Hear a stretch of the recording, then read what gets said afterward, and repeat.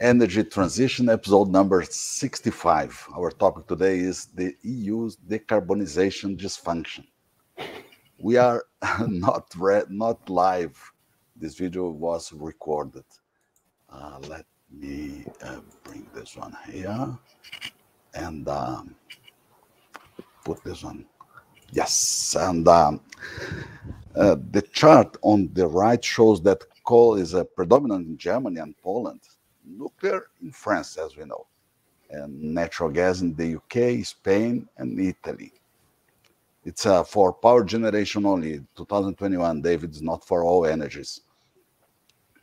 The chart on the left shows that natural gas is the most used energy source in Europe for power. And David, please, let me start with you.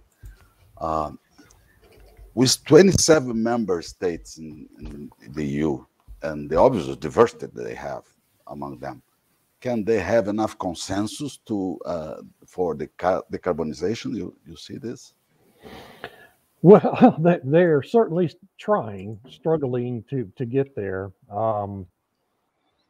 You know what? One of the striking things about that chart was how tiny the little sliver is for wind in Germany and power generation. I mean, it was less than 10%. But anyway, that's after a dozen years of their national effort to decarbonize their own economy. But this past week, the week we're recording this, France really kind of, they didn't blow up, but they delayed the EU's attempt to get at an overall general agreement on a path forward because they didn't believe that the draft provided enough protections for nuclear. And France is heavily reliant on nuclear energy. And so this is part of a phenomenon that we see over and over and over again, that national interests of a country are almost always going to supersede agreements, global agreements, or regional agreements like the EU of a collective. And when the collective agreement is at odds with national interests are just going to prevail. And it's not just in the EU, it's all over the world. We see it in Japan and Pakistan restarting their coal industries due to Europe gobbling up all the LNG cargoes. So they can't get LNG to run their electric grid, so they're restarting coal efforts. And we see it in Africa and many of the developing nations, who aren't buying into this energy transition because they know they can't grow their economies and have any hope of lifting their populations up out of poverty with windmills and solar panels. They have to be able to use coal and natural gas and other 24/7 power generation fuels. So it's a very difficult thing for these collective groups to try to get to an overarching agreement that's effective on decarbonization. And the EU is just kind of one of the ones we pay most attention to here. Tammy, isn't a lack of regulation or agreements, isn't it? Well, I think it's interesting. We need to make a distinction here between decarbonization and renewable energy, because the legislation in question that France is pushing back on is the dictate to have 42.5% renewable energy in their electricity generation. So if it's about decarbonization, what difference does it make how you do it? So why can't France use nuclear? Well, if with this 42.5% thing, they wouldn't be able to. They'd have to try and use more renewable. And then it comes down to, how are you defining renewable? So is it wind, solar, hydro? Are all those things classified as renewable? France wants to see it be more emissions based rather than renewable as a distinction. And I think we pay attention to the EU because they're the first movers on this energy transition. And so the world is watching to see, how are they doing it? Is it working? And I think the numbers for Germany there demonstrate it isn't really working. And if I could just make one last point about the decarbonization efforts, it's this idea of command and control, that you can have these central planners who are making the decisions in lieu of national governments of what will work, and they're choosing which industries will succeed. So here, if they have a 42.5% mandate for renewable energy, well, then it's the bureaucrats in Brussels telling state governments, you must do this, rather than doing what's actually useful for emissions reduction. 40 something percent only for power, but for the total energy, I do not suppose how much could be. Half of this maybe. Oh, it's serious Maybe. enough as a target. Yep, yeah. But Irina, lobbying is something common and normal in this area to support decarbonization or be against decarbonization, lobbying? I have no idea, but I'm sure we have a well-developed lobbying industry. I have no personal experience with this industry. But I wanted to note something that I found really quite interesting, that in addition to France, the countries that were against this proposal that was supposed to be voted last week, include Bulgaria, Romania, and Poland. And it made me wonder, why would the poorest members of the European Union, and I mean Bulgaria and Romania, why would these poorest members of the Union be against a high target of cheap, affordable wind and solar? It's interesting, isn't it? And I thought it's a very clear demonstration of what is wrong with the transition plans of the European Union. Because it's not only about losing coal industry jobs, which is a big concern in Bulgaria, because it has a very well developed coal mining and coal generation industry. It's not just that. I suspect that there are a few people left in the government, in the governing bodies of the country, both in Bulgaria and Romania, who are actually aware of what this transition would entail. With regard to the reliability of the grid, Bulgaria has a very strong nuclear industry, so does Romania, coal as well. And we know they work. And I'm sure that there are people in this industry who know that wind and solar cannot replace them. By the way, both Bulgaria and Romania have a fast-growing wind and solar industries. I have a close look at the solar industry in Bulgaria, and there's a lot of work for solar developers. And yet Bulgaria is against this ambitious target. I can't help but wonder why. There must be something there that is stopping Bulgaria and Romania from jumping on board. And we are notorious for, being the first to get EU funds because we're poor countries. We could use the EU funds.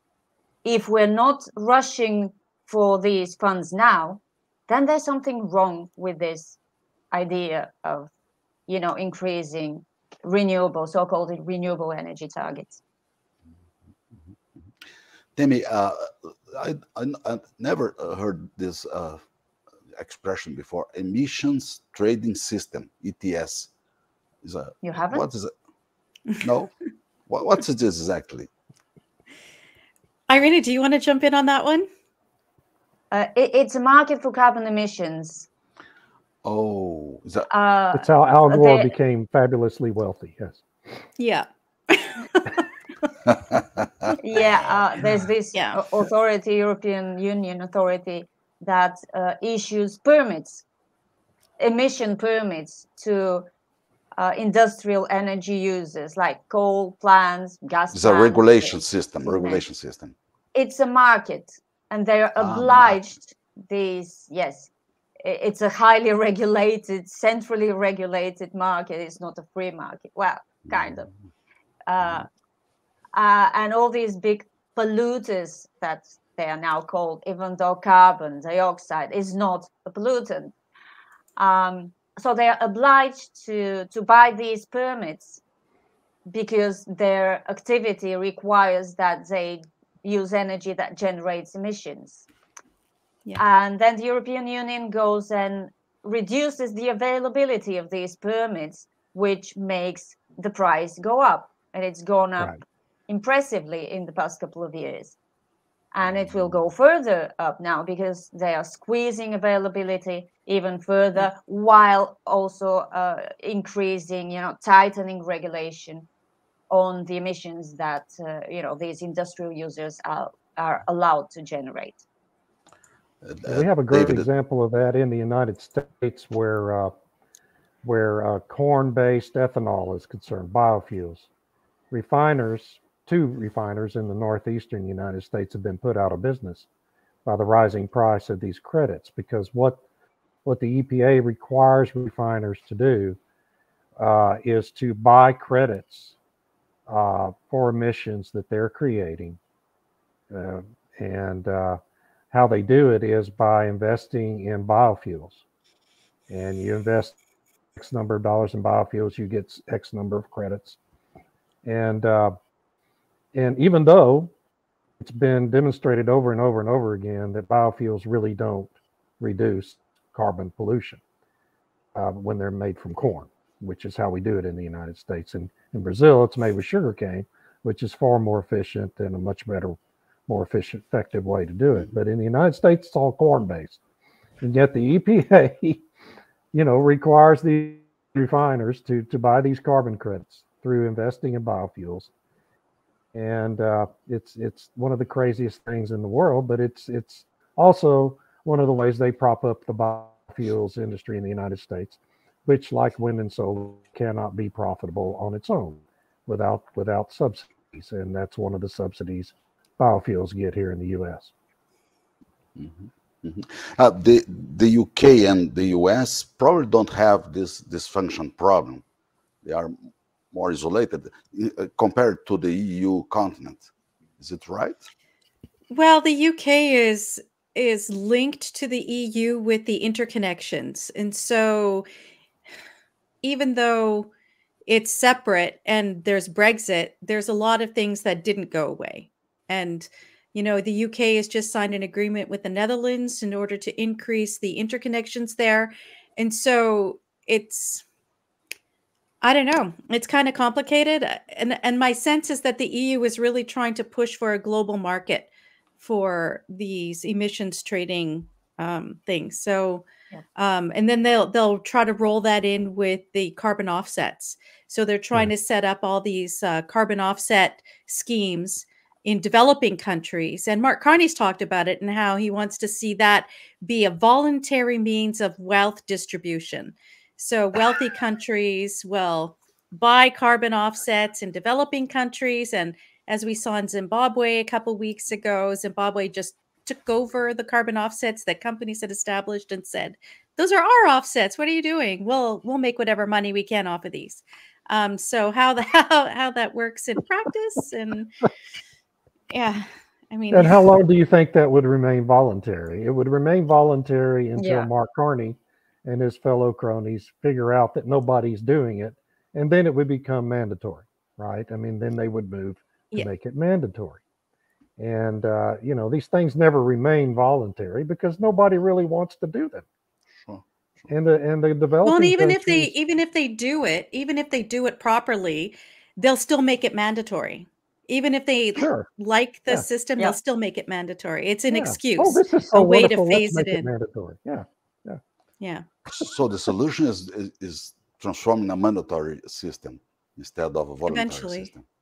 It is already mandatory. Mind, It's just masked as voluntary because large companies are so concerned about their reputations. They will do anything to boost these reputations and to, their ESG credentials. So they're forcing themselves, just like there is auto-censoring in media. The equivalent in the business world is these carbon offsets or emission reduction plans and everything. It's not because they want to do it. It's not because they're enthusiastic about it, because it costs money. It's because they feel they have to do it. They're being pressured into doing it. Yeah. And nuclear energy in this game, how does it work? Cheaply and low emissionly. Yeah. And it varies which is why country, right? which is Yeah, why and the France has been contamination. pushing back. Yeah. Yeah. And the contamination is not related to the carbonization, of course, but is it a problem so big as the carbonization? You know, it could be a very effective part of decarbonization if it wasn't for all its PR problems, you know, stemming from Fukushima and Chernobyl and all that.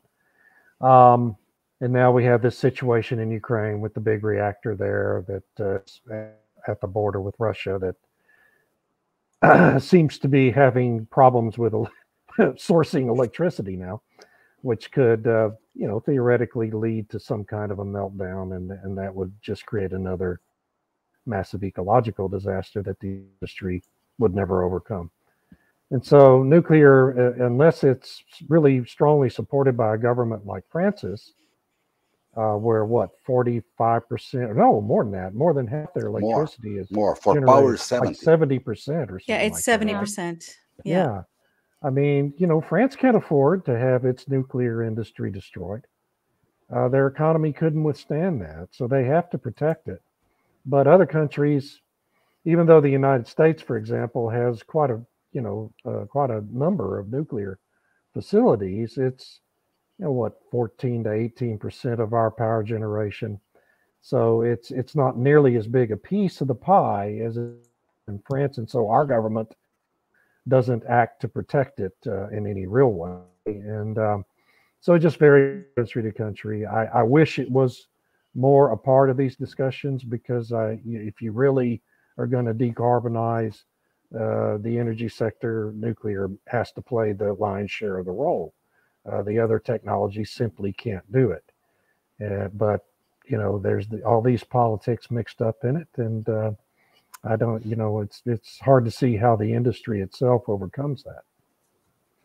I think Yeah. there's a sense of being threatened by nuclear in the wind and solar and batteries camp, and with good reason, because nuclear, unlike wind or solar, even with batteries, provides reliable energy 24/7 around the clock. It provides base load, which wind and solar could never provide, even with batteries. Right. So there must be a push there as well, especially in I think Germany, as we have seen. You really hit the nail on the head with respect to financing, because that's what I'm reading a lot of the pushback against France is that, look, if you keep pushing nuclear, you're going to take away the necessary financing for wind and solar, Right. and Right. countries will invest in nuclear, and then we won't have the investments required in order to build up the wind and solar. So, you know, that's to me the really big argument against nuclear in Europe right now is they're afraid it's going to take money away and investment money away from the wind and solar industry. Yeah, the planners have chosen. We have to remember these planners, these central planners, have chosen three industries, rent-seeking industries, who can't exist without subsidies: wind, solar, and electric vehicles, as the magic bullets to all of this. Interesting. And they feel as if, I think they honestly understand that this can't work, but they feel as if they admit it, it's all going to fall apart. If they admit that they can't do all of this by subsidizing wind, solar, and electric vehicles into existence, then the whole thing's going to fall apart. The whole narrative falls apart. It's all driven by that they themselves have constructed. And so they're completely bought into it. They're dedicated to it. Their whole reason for being is tied up in it. And so they just can't take a step back and look at reality as it's happening around them and say, oh, you know, maybe we need to adjust here. And it's just another of 1,000 reasons why this is all kind of doomed to fail. And, you know, hopefully we'll be able to avoid a major catastrophe when it does. I think you make a really good point there about the central planning, because like at the beginning when I said this isn't really about decarbonization, it's about designating Yep. 42.5% being renewable, defined as wind, solar, hydro. So it's like you've got, like David Point says, you know, the central planners have decided these are the winning industries. And, you know, instead of setting targets and saying, okay, countries, choose your way of decarbonizing. No. Brussels is going to say it must be wind, it must be solar, it must be this type of battery. It's like where the EU has now mandated what the connection must be for mobile phones. You know, they all have to be USB-C or something. Well, what happens when they come up with a better technology? Well, you've now mandated this old one. Right. And it takes away the possibility for innovation. Yeah. So by setting them this target, this mandate, actually, not a target, a mandate for renewables, what happens when there's a better technology that comes along? And they're not allowed to do it because they're forced to do wind and solar and hydro. Nobody's Great. building Good dams question. in Europe. Are they? No, No, probably seriously. not. I haven't heard any news about new dams being built to harness more of the Or power in, of or in the water. United States, and probably not in Canada either, I would guess, Tammy. Yeah, well, they're just finishing one in British Columbia, and Good. Hydro Quebec wants to build to increase out their hydro, but there's a lot of issues with Indigenous people and whatnot. So I don't know how that's gonna develop. I mean, all of these things in Western countries take years for approvals Years. and Yeah. everything else. And honestly, the low-hanging fruit for the best hydro places has already been taken. Going to the conclusions, what should be done in terms of decarbonization? Nothing. Yeah, I mean, from a government perspective, yeah, I agree with that. What a volcano in Mexico just erupted the other day, spewing who knows how many millions of carbon dioxide and actual pollutants in the air. And people on Twitter were joking, what we're going to do now, ban volcanoes? Right. It's pointless, senseless, and hugely expensive. If you want to reduce pollution, use available technology, which is working just fine, by the way, as we have seen. And, you know, if you want to shrink energy consumption, to save resources, to conserve resources, which is also an admirable initiative, educate children to use energy more efficiently. It takes time, yes, but it makes sense and it will have results. But what politicians are doing in Europe right now neither makes sense nor brings any benefits to anyone except those directly involved with wind, solar, and electric vehicles. To a lower extent with electric vehicles, because I hear European car makers are actually suffering. They're struggling to, you know, fulfill their own targets because of, you know, raw material supply challenges and stuff like that, and high energy costs. So, well, the three industries you pointed out are all beneficial to China. Yeah. Sure. And controlled by China. Sure. And controlled. But Europe now wants to diversify. It wants to build new resistant supply chains.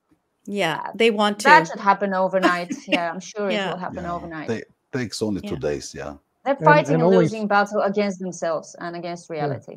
That's what Morgan Europe is Stanley, doing. last week, Morgan Stanley put out a new study indicating that to establish China-free supply chains, resilient supply chains in Europe, Canada, and the United States, just for lithium, just for one tiny sliver of this energy transition, would cost $7 trillion by 2035 in the next 12 years. 7 trillion. Yeah. Wow. 7 trillion. Now think of the inflation that's going to create when you print all the money to fund that. Wow. It's just, all of this is so unrealistic and frankly crazy. What the government ought to be doing is, Irina touched on it, cleaning the current system, focusing on efficiency, and getting the hell out of the way for innovation. and let Exactly. the That market last innovate. bit especially. Good Yeah. conclusions. Excellent. Yeah. Excellent. Thank you so much. It was a pleasure. Thanks. Thank you. you. Thank you. Bye-bye. Bye, See you everybody. next Have a Bye. good week. Bye.